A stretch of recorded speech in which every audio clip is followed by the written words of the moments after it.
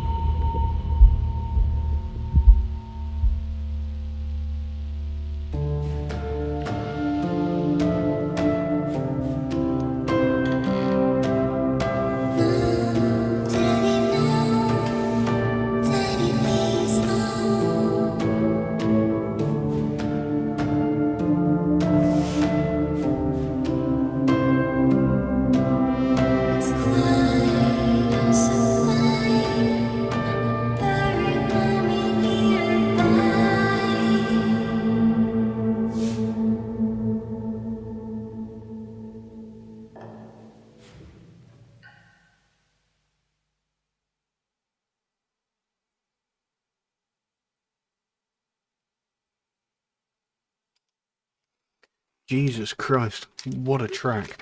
I mean, that is very unlike anything we've heard from Skynd before.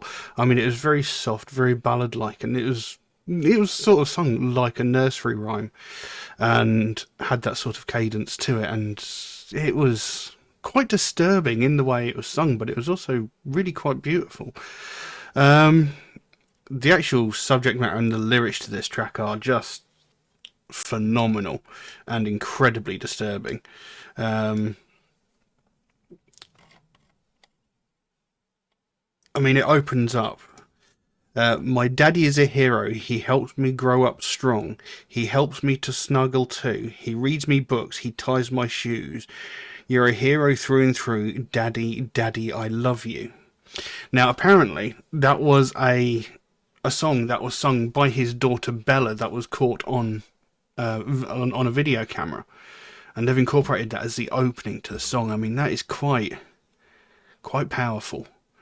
Um, and it goes, once upon a time, in the darkest of lands, there was a lady who couldn't see the light. Her demons were strong. She built her own cage, but one day her savior came in through the night.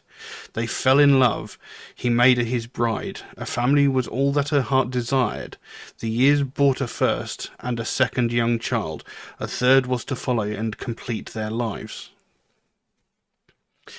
Now it says here, it says there, there was a lady who couldn't see the light. Her demons were strong. She built her own cage, but one day her savior came in through the night. Now apparently, according to the information I've got here, Shannon was diagnosed with lupus, which is a chronic autoimmune disease, which makes it almost impossible to conceive children. And it can be quite dangerous to conceive children like this. And it says here that apparently she was in a very, very bad place and she had a lot of issues. So there you go. So the fact that they managed to have two children and there was a third one on the way is quite remarkable, given the fact that she had lupus. And you know, there was that line that a family was all that her heart desired, you know. So she really, really wanted children, but knowing that she had lupus probably caused a great depression, thinking that she probably never would have children, which is where it said there was a lady who couldn't see the light. So, and then, of course, years brought a first and a second young child, a third was to follow to complete their lives. So obviously something went very, very well. But obviously the third child was never born. Now, apparently, on August 7th, 2018, Shannon had texted a friend of hers that Chris was scared to death for the life of the third child, and that he was happy with just Bella and Celeste, his two daughters, and did not want to have another child. So, you know, that sounds like the start of things sort of just tipping over. And then there came the chorus. It's bedtime, tuck the babies in, bedtime stories and lullabies we sing. It'll never be the same the last time I knew the day before. Now this is a reference to letters by Chris Watts. And there's a quote here. It says, when I finished putting the girls to bed, I walked away and said, that's the last time I'm going to be tucking my babies in. I know what was going to happen the next day, what was going to happen the day before I did it, and I did nothing to stop it. I was numb to the entire world. I had literally taken my kids to a birthday party, played with water balloons, had an amazing time, sung songs all the way home, gave them a bath, a shower and dinner, read bedtime stories and sang bedtime songs, and still nothing registered. So the day before he even murdered his family, he knew what he was going to do. And despite having such a wonderful time with his kids, it didn't just click with him to be like, you know, this is my family, I really love them, I really care about them. You know, nothing could stop him from doing. His mind was made up. And it's like nothing he could do would have changed his mind, which is quite disturbing. It then carries on. Appearances are deceptive, and suddenly one day a hero's demeanour had started to change. Something was off, something was strange. It seems like his feelings had faded away. Nobody asked you. She cried herself to sleep every night, afraid of losing and saying goodbye. She would have fought, but he denied. Drawn to a mistress, he wanted a new life. So, obviously Shannon had noticed that maybe he'd started becoming distant, emotionally distant from her, and maybe she'd started to suspect that something else was going on. But of course, as in most of these cases, he denies it vehemently, saying no, everything's fine, everything's cool. And the last line there, drawn to a mistress, he wanted a new life. He didn't want to have the stress of like his wife having lupus and constantly being miserable and depressed because of the illness that she had.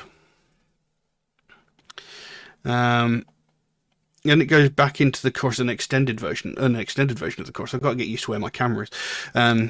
It says, "It's bedtime, tuck the babies in. Bedtime stories and lullabies we sing. It will never be the same. The last time I knew the day before. It's bedtime, tuck the babies in. No, daddy, please don't. It's bedtime, tuck the babies in. It's quiet, oh so quiet, buried mummy nearby. It's bedtime, tuck the babies in. It's bedtime, tuck the babies in." And that bit there, no daddy, please don't, is really disturbing. And apparently this is a reference to the last words of his daughter Bella as she was smothered by her father, Chris Watts. I mean, that's just horrific. And, at the very core of it, that is just horrendous. The small child was awake and pleading for her life as he smothered her with a blanket. That's just unbelievable. And then there's that bit, it's quiet, oh so quiet, buried mummy nearby. Now, apparently Shannon's body was dumped in a shallow grave within walking distance away from oil tanks that contained the bodies of the two little girls. So, and then then the song finishes out again with no daddy, please don't. It's quiet, oh so quiet, buried mummy nearby. So, another incredibly disturbing track by Skynd, but perfectly executed once again. It was a beautiful piece of music. Like I said, possibly the softest and most ballad-like track that they've done, if I can remember clearly, because it's been a long time since I've actually listened to music habitually. And, the modulation she used on the voice for like the main part of the song really added more of the sort of sinister edge to the track. Even without the words, it had that sinister edge to it because of that modulation on the voice.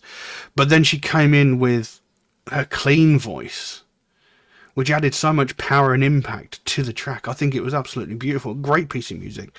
And again, another brilliant video. Not as disturbing as some of their previous videos, but again, it sort of fit into that nursery rhyme sort of feel that there was to the song. It looked like the overly saturated colour, the sort of almost had the perfect family sort of look to the video, but there was that sinister edge to it. So, an outstanding piece of music again. And yeah, I've still got another one to come up. I can't remember what it's called, but that'll be coming up sometime fairly soon, and hopefully I'll be doing videos more regularly now that I have my desk. I have everything set up. I just need to get used to the layout, because obviously I haven't done this for over 6 months, and I'm used to having my old setup where the camera was in a very, very different place. But yeah, I think that's all there is to say about that for the time being. Thank you all very, very much for watching, and I'll see you again soon. Bye bye.